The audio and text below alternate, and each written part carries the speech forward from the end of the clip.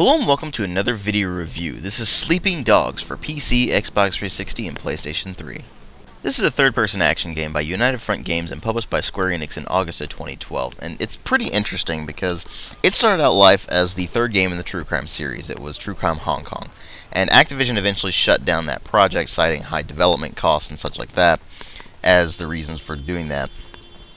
And Square Enix decided to pick up the project, although they didn't pick up the True Crime license, so they didn't get the rights to, say, the previous two games, or the True Crime name, in fact.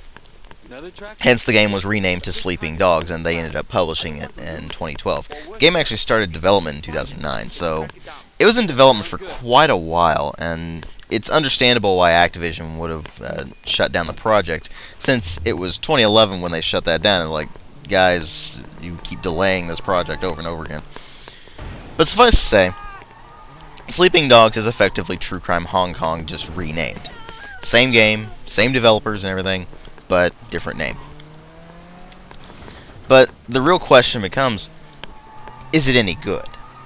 Well, let's start with the presentation, which is undeniably phenomenal. Now, the graphics in this game are just absolutely gorgeous, and nobody can really argue that. I mean, just look at it. It is gorgeous. Even in the lowest settings, they did a great job with the graphics, and it looks phenomenal. But obviously on PC, you get the added advantage of DirectX 11 features as well as the high-res texture pack. I actually didn't install the high-res texture pack because it requires so much VRAM, and I don't have that amount of VRAM. But even then, the textures in this game are not bad by any stretch of the imagination. They're obviously toned down for a console, but they're nowhere near bad. The modeling and animation are excellent. Animations are very nice, smooth, and fluid for the most part. There's a few wonky things here and there with the lip syncing, but I don't really know why. That's the only real issue I seem to notice with the animations in general. The other odd thing I noticed with the graphics was whenever you get into a fight, all of a sudden you're covered in blood, and I don't know why. It's like you take one punch to the face and suddenly your entire body is covered in blood. It didn't really make a lot of sense. But it was kind of nice that they tried to put some more realism into the fighting and actually make it so you do get dirty when you actually get into these fights. But the streets of Hong Kong itself are just absolutely gorgeous. And the best part about it, it's not in fact, it actually looks realistic because it's vibrant, it's colorful, there's lots of people moving around. It looks and seems like a living, breathing city. And it feels extremely authentic because obviously everything's in Chinese. I can't read Chinese, so that's a problem for me. But because it's Hong Kong, a lot of the stuff is also in English. If you don't know the history of Hong Kong, it was actually owned by the British Empire for quite a while. Well, ruled by the British Empire, I should say. Up until pretty recently, actually. And so, English is a very common thing there, and it actually is a very wildly different place from the rest of China. But it's actually a very authentic thing, too, which spills into the voice acting with all the Chinese and the Chinese phrases and things that people utter. Obviously, the main characters in the game speak English, and that's more for the player's benefit than anything else. They do actually throw in Chinese words here and there, and it kind of takes some getting used to, because when you go into this thing and you kind of expect everybody to speak English, and all of a sudden they're actually throwing in some Cantonese, it's like, wait, what? That didn't expect that. And yes, Cantonese, not Mandarin. Why Cantonese? Because that's authentic for Hong Kong. Did you know that? Maybe, maybe not. But, yes, there's actually a lot of Cantonese in this game. And in fact, when you're running around the streets and not talking to the main characters, there's actually a lot of people speaking just straight up Chinese, no English thrown in there. And then there's also a lot of people speaking English, and with authentic British accents and such like that. They did a great job with it. And I'm very pleasantly surprised by it. On top of that, the main cast of the game, the main characters, are phenomenal. They did a great job with all of their characters. I mean, the guy you play as, Wei Shen, is voiced by Will Yun Lee, who was, I believe, in Heroes. They've got other great voice talent in there, like Tom Wilkinson, and if you don't know who he is, he's been in a lot of things, but you'd know him if you saw him. He's one of those kind of guys. But he has a very distinct voice, and you'd very easily recognize it. Like, oh, I know that guy. And they, in fact, I also have Lucy Liu in there. She's later in the game, but she's actually in there too. So again, they've done a great job with all the voice talent, and they all play their parts very well. And as a result, the characters themselves actually are lended this great deal of authenticity, and they actually feel like they're legitimate characters as opposed to just kind of stereotypes, like, say, in the GTA games. So they actually did a great job with that. The only thing I really didn't like all that much was the music, and that was mostly because it's a licensed soundtrack for the most part, and I didn't really like it. Mostly because I just didn't like most of the music in there. And that was just personal taste, because, again, it's a licensed soundtrack, and while it is authentic, and they actually went through, obviously, great pains to get some legitimate stuff that you would pretty much hear in Hong Kong, like British radio and stuff like that, it still wasn't really something that I really got into. That was really my only gripe about the presentation, though, apart from the weird lip-syncing on occasion. But other than that, phenomenal presentation. But what really matters, the story and the gameplay. And the story in this is that you play as undercover police officer Wei Shin in his attempt to infiltrate the Sun On Yee. They're a fictional triad in Hong Kong. And his backstory is that he actually grew up in Hong Kong, and his family moved to San Francisco when he was a bit older. And now he's moved back to Hong Kong to take on this undercover assignment. So he grew up in this environment. He knows people in the triads and all that sort of thing. And so they're using that as the way to infiltrate the organization. And so it starts off with him basically becoming a low-level street soldier through people he knows, and then working his way up into the organization to find out more about their operations and relay information to police, that sort of thing. And put himself in a good position to undermine the organization. The entire time he's also doing police stuff as well. He's investigating cases, he is doing drug busts, that sort of thing. And so the really big question with that is, where do his loyalties really lie? Do they lie with the triads, where it's people he grew up with and now he's having to become close with in order to really facilitate this undercover assignment? Or is it with the police, who he works for? And that's a question that goes throughout the entire game. And every time it comes up, it shows that it's really wearing on him. The whole undercover assignment is not easy. And they do a good job of actually making it relatively realistic in how it affects Wei Shin. For the most part. There's a few moments here and there where you're just kind of like, wait, what? But I would have liked that they would have explored this particular problem more. Maybe put more, hey, maybe he's a rat, or something like that in there. And put him more conflict, as opposed to just having it wear on him mentally over time. And so, while they missed an opportunity with that, the rest of the story is surprisingly good. And I say surprisingly because these games are not known for their storylines. Just this whole genre, the GTA style genre, it's not known for having good storylines. And when you come off of games like the Grand Theft Auto series or Saints Row, and you come to this one where it actually has good writing and good characters that are actually believable, they actually have personalities, you can actually grow attached to them, because even though they are doing horrible things, they know they're horrible things, and they just do it because that's just the way it is. That's what environment they're in. They don't really have much other choice. And they really do drive the point home that they're trying to make this as relatively realistic as possible while still being a kind of action game experience. And so the story and the characters actually really drive this game forward and make the experience very different from games like GTA. So, with really solid writing, how's the gameplay? Well, on the one hand, it's pretty much what you'd expect from a GTA-style game. You have a lot of driving, you have some shooting, you have some melee combat, but melee combat is actually the main focus of the game as far as what fighting you're going to be doing. It has a pretty intuitive melee system that follows stuff like Batman Arkham Asylum, where you have a counter button, as well as you can chain together some nice combos, and they're actually very easy to get used to.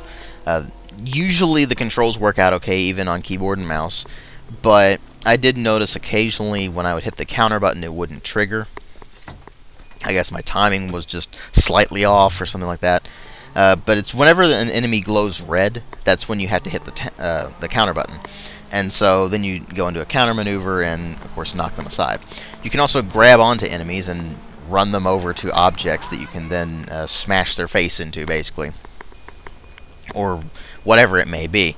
Like swordfish heads, for instance. You can just pick the guy up and throw them onto the pile of swordfish heads, and they get impaled by it. Or you can smash their heads into functioning AC units, or all sorts of different things.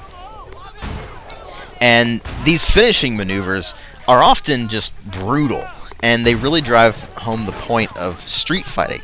It's not supposed to be really fancy. I mean, yes, there's the whole kung fu kind of thing, but it's done in such a way where it doesn't seem elaborate or flashy. It seems very practical, and they did a good job with that. And on top of that, the system itself works really well. Where the combat falters is the shooting mechanics.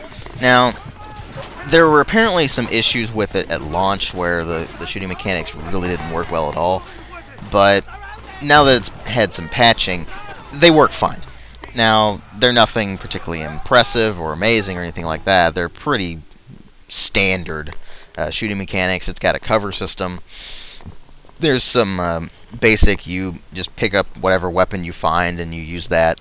You can have a pistol and a major weapon, like an assault rifle or a submachine gun or shotgun or something like that. And you can have them both at the same time. But you basically only get to keep the pistol, and you don't always have the pistol. Now, there's something to note there. They make the point very early on in the game that firearms are very, very uncommon in Hong Kong. You just don't see them very much. And they do drive that point home through the rest of the gameplay. While the shooting mechanics aren't impressive at all, and more often than not are actually slightly annoying, they don't use them enough where it becomes a problem. Instead, they rely on their very good melee system. And so they really do a good job of making everything make sense with the combat system.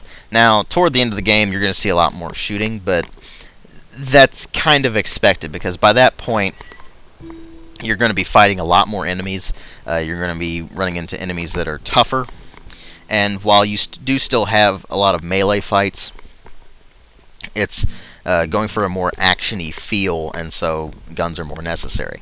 But for the most part, the guns are downplayed considerably, and that actually is a very good thing indeed. The next thing you're going to be doing most of the time is driving. And this is one thing I really hated about the game, because when you're driving in this game, while the controls themselves work fine, and they're pretty smooth for the most part, your vehicles only have two speeds, and that is turtle and light speed. So, whenever you're trying to avoid crashing into everything, that becomes a big problem, because you're going to have a really hard time actually turning and avoiding crashing into things if you're going at high speed. It's just, that's the way it is. And so that becomes really annoying, particularly in certain parts of the game where it makes you do street racing, or you have to avoid things to actually get certain points. And so that became really, really irritating when I was playing this game. But thankfully, it was downplayed considerably.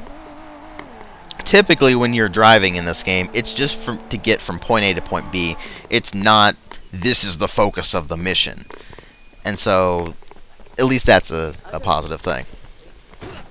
Now, this all ties together with an experience point system where you get experience based on various actions. You get several different types of experience as well. You have triad experience, which you get for doing things like using melee weapons, or shooting out enemy tires, or using the environment to defeat your enemies, that sort of thing. You get police experience by just doing things you would expect the police to do, as in complete cases, do drug busts, that sort of thing. But you also get police experience by not causing mayhem, basically. And so that's where the whole driving thing comes into play. If you're avoiding things on a mission anyway, then you'll find that your police experience actually gets maxed, basically. So that's a good thing. And there's also face experience, which is kind of odd the way they've set that up. It basically lets you select better clothing, and so that really is all it does. There are some passive bonuses, and some of those bonuses are actually pretty good, but it's interesting to note that by the end of the game, I had maxed my police experience and wasn't close to maxing my triad experience, nor was I close to maxing my face experience. And you get face by doing favors for people, and that's kind of it, actually. There's really not a lot of ways to earn face experience, so that becomes kind of annoying. You can also unlock new melee maneuvers by finding jade statues all over the place and bringing them back to the Sifu. He is the head of the Kung Fu school, which they introduced to you pretty early in the game. And so whenever you bring him back a statue, you can learn a new combat maneuver, and that gives you some incentive to explore. There's also health shrines you can find that will obviously heal you when you go and use them, but after you earn, I believe it's 4 or 5, depending on how early on in the game you are, I think. But when you get to a certain number of health shrines found and used, then you actually get a health increase. So it's basically a 10% increase each time, but it is very handy. So, apart from that, there's really not all that much to speak of. You have a bunch of side missions that can range from escort to go here and whack things in the face to just deliver things, all sorts of different side quests. And they flow together pretty well with the game, actually, so it never feels like you have to really interrupt the gameplay to go do side missions. And they are completely optional as well, so that really helps. But it feels like they didn't balance the experience out very well. As in, the police experience vastly outweighs the triad experience in the game, even though the triad experience is often more practical, because that's going to give you a lot more melee bonuses, whereas the police stuff gives you more bonuses to stuff like shooting. And since the shooting is downplayed, that becomes kind of a problem. So, it's a weird game.